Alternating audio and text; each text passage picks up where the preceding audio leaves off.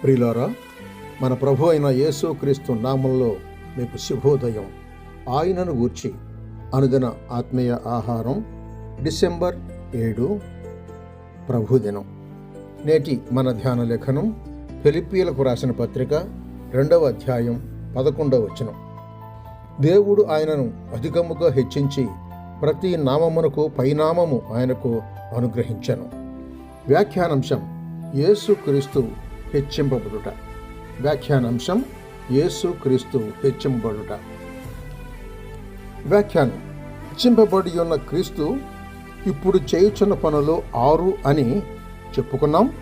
అందులో 4 మనం ధ్యానం చేశాం. 5వదిగా హెచ్చింపబడి ఉన్న క్రీస్తు క్రైస్తవుని పక్షమున విజ్ఞాపన చేయువాడు. 5వది హెచ్చింపబడి ఉన్న క్రీస్తు క్రైస్తవుని పక్షమున విజ్ఞాపనము చేయువాడు. పరలోకంలో మన ప్రభు చేయుచున్న పని ఆయన ప్రధాన యాజకత్వ పనికి చెందినదైనట్లుగా ఇంతకుముందు చెప్పి ఉన్నాం. మహిమలో ఉన్న ప్రభు అయిన యేసు ప్రస్తుతం చేయుచున్న పని మానవుల రక్షణార్థమై దేవునికి మానవులకు మధ్యవర్తి అయి ఉన్నాడు అనే సంగతి జ్ఞాపకం ఉంచుకొని ముందుకు సాగుదాం. ఆయన అక్కడ మన విశ్వాసుల ప్రతినిధిగా ఉన్నాడు. లోకం కొరకు కాదు, ఆయనను ఎవరు నమ్ముకొనలేదో వారిలో ఆయన నివసించడం లేదు. ఈ పత్రిక 4వ అధ్యాయంలోని ఈవులు ఆయన నామమును ఆయన చేసిన పుణ్యకార్యమును ఒప్పుకొనని వారికి ఎంత మాత్రము వర్తింపు. అలాగే ఆయనను అంగీకరించని వారి కొరకు ఆయన ప్రార్థన చేయడు అని ఆయన గొప్ప ప్రధాన యాజక ప్రార్థనలో అనగా యోహాను సువార్త 17వ అధ్యాయంలో స్పష్టపరచబడి ఉంది.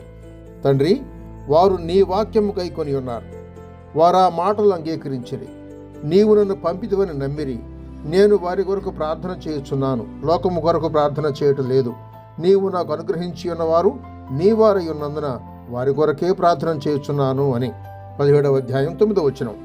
మృతులలో నుండి లేచి పరలోకానికి ఆరోహణైన ఆయన విజ్ఞాపన పనిని గూర్చి రోమపత్రిక 8వ అధ్యాయం 38లో మనం చదువుతాం. మృతులలో నుండి లేచిన వాడును దేవుని కుడి పార్శ్వమున ఉన్నవాడును మన కొరకు విజ్ఞాపనము కూడా చేయుచున్నవాడును ఆయనే అని.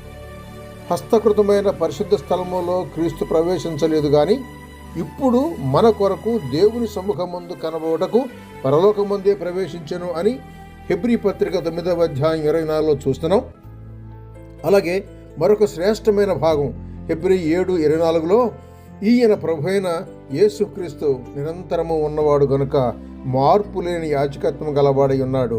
ఈయన తన ద్వారా దేవుని యొద్దకు వచ్చు వారి పక్షమున విజ్ఞాపన చేయుటకు నిరంతరము జీవించున్నందున వారిని సంపూర్ణముగా రక్షించుటకు శక్తి గలవాడై ఉన్నాడు. ఆయన చేస్తున్న విజ్ఞాపన ఏంటి? ఆయన మన కొరకు ప్రార్థన చేస్తూ ఉన్నాడు. ఆయన మన జీవిత యాత్ర మార్గంలో మనలను బలపరచి నడిపిస్తూ ఉన్నాడు. ప్రజల పాపములకు పరిహారము కలుగజేయుడికై దేవుని సంబంధమైన కార్యములలో కనికరమును నమ్మకమును గల ప్రధాన యాజకుడకు నిమిత్తము అన్ని విషయములలో ఆయన తన సహోదరుల వంటి వాడు కావలసి వచ్చాను.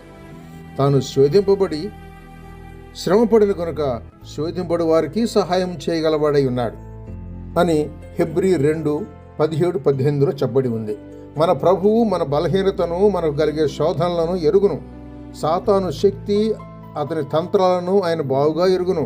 లోకము, శరీరము, పిశాచము చేసే లాలనకు మనం సులభంగా వాలిపోయే బలహీనమని ఆయనకు తెలుగును.